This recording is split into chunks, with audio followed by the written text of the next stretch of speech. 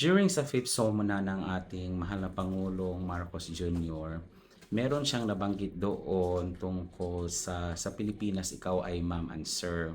At nagkaroon ito ng misinterpretation sa iba't ibang mga kababayan natin sa Pilipinas. Hindi po ako pro Duterte, hindi din po ako pro Sara.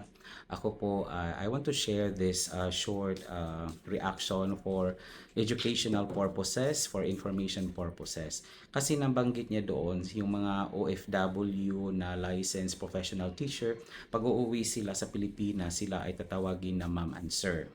So ito ay nagkaroon ng iba't ibang reaction coming from mga kababayan natin.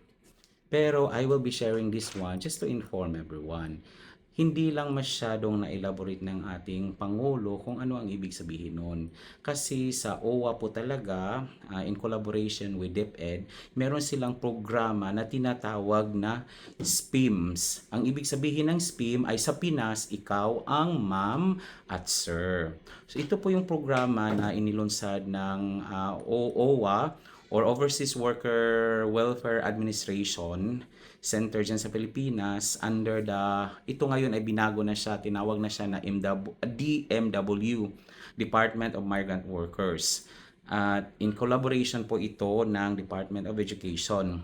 Ano po ba ang ibig sabihin ni Pangulong Marcos? Ibig sabihin, those OFWs na mga licensed professional teacher na nagkaroon ng ibang trabaho dito sa ibang bansa, if they want to go back home to Philippines, makaka-avail po sila sa programang ito at direct po silang maha-hire dyan sa public school.